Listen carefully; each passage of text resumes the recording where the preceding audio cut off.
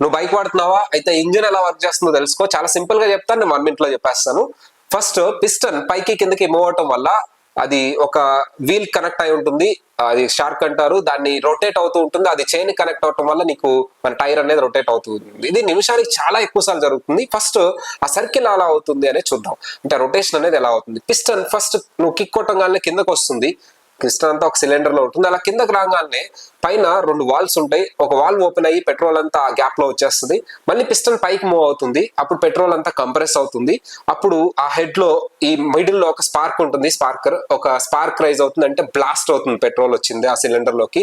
ఇక్కడ 3000 degrees centigrade energy release అయ్యి piston చాలా ఫోర్స్ గా మళ్ళీ కిందకు వస్తుంది. అప్పుడు ఈ సర్కిల్ అనేది చాలా ఫాస్ట్ గా మూవ్ అయ్యి అది చైన్ కనెక్ట్ అయ్యి వీల్ మూవ్ అవుతుంది. సో మళ్ళీ ఇక్కడంతా పిస్టన్ మళ్ళీ పైకి వచ్చినప్పుడు ఇదిగో ఇక్కడ ఎయిర్ అదంతా ఉంటుంది. ఇంకొక వాల్వ్ ఓపెన్ అవుతుంది. ఆ బ్లాస్ట్ అవడం వల్ల వచ్చిన స్మోక్